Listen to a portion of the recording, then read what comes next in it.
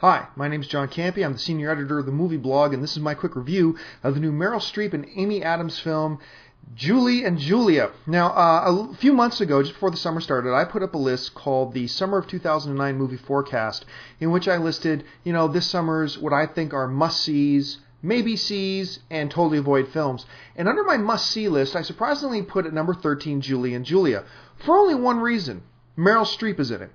And Meryl Streep has proven over and over and over again that she is a deity when it comes to acting, and anything she's in deserves at least our curiosity. And so I put it on the list.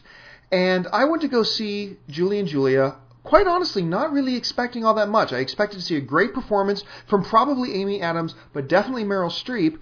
But, it's a movie about a woman who decides to find herself by cooking her way through Julia Child's cookbook, Mastering the Art of French Cooking, or French Cuisine, or whatever.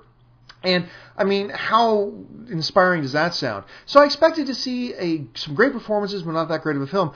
And I went to go see it, and I got to tell you, folks, I love this movie. I'm shocked. I'm surprised that I'm saying it, but I love Julie and Julia. Now, the basic premise of the film is, as I said, Julie, who's played by Amy Adams, lives in 2002, and she is struggling with, finding herself professionally, whatever. So she decides to take on a project. That project, cook her way through 500 plus recipes through Julia Child's cookbook in 1 year. And, she's going to learn how to cook, but also learn discipline, learn how to find herself. And that doesn't, look, this isn't a storyline of somebody saving the world or, the planet coming to an end or a hero trying to save, victims from a burning building. It's a very micro story of one girl kind of finding herself through cooking.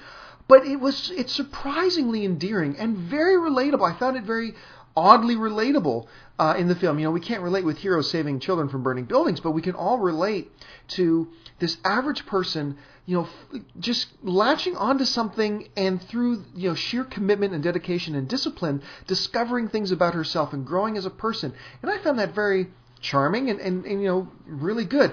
But the be-all and end-all of this film is Meryl Streep playing Julia Child. Whenever I see a biopic, I'm always worried, because this happens a lot, of the lead actor just doing nothing but an impersonation of the character they're playing. But Meryl Streep goes way beyond that. She not only did a great impersonation of Julia Childs, which any half-bit comic can do, she brought emotion and charm and likability and vulnerability and everything to this character that made her endearing and hilarious at the exact same time. Also, the direction of the film is very, very good. The way they jump back and forth between eras, between Julia Child's era, and I believe in the 1940s, and through Julie's era in 2002, you run the risk of it feeling jarring jumping back and forth, or it not being smooth.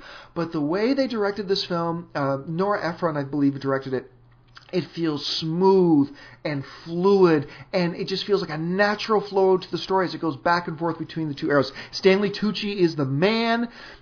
I said in my written review that quite often, when you get a character who's supposed to be basically perfect, they get tiring because they're so unrelatable and so unrealistic that as an audience we feel disconnected from those characters. Stanley Tucci plays basically the perfect man, but does it in such a way that feels very real and very relatable and very attainable. I, as a man, found myself sitting there looking up to this character thinking, I want to be more like this guy. I want to be a better man like this guy. And when a movie makes you do that, that's pretty damn impressive. Julie and Julia is a brilliantly acted, marvelously funny, completely charming and endearing film. On the bad side, it does run a little bit too long. 2 hours and 3 minutes is not a long runtime for a film, but it's too long for this film. Every film has its optimal runtime, and I think 2 hours and 3 minutes was a little bit long for this one. It felt about 15 minutes too long, and as a result, started to feel like it was dragging just a little bit. Also, the character of Amy Adams' husband, no fault of the performer, but he was basically a useless character, and the story, the little side stories in it that are supposed to be emotionally heavy between him and Julie, they're married, their characters felt kind of dead and didn't really work, and I'd say that's one of the biggest weaknesses of the film. But overall, this is a fantastic film, easily one of my 3 or 4, maybe 5 best films of the year so far. Meryl Streep deserves an Oscar nomination for this film. I think this is a great date movie, guys, because this can be your taking one for the team. This Julie and Julia can be your taking one for the team movie where you say, okay, honey, we'll go see your movie tonight, and you'll enjoy it. So, yeah, Julie and Julia overall, I give 8.5 out of 10. I love this film. I think you'll enjoy it. At least I hope you do. That's just my opinion. If you want to leave your comments or your thoughts, if you've seen the movie, come on over to the movie blog at www.themovieblog.com and leave your thoughts in our comment section. For the movie blog, I'm John Campea.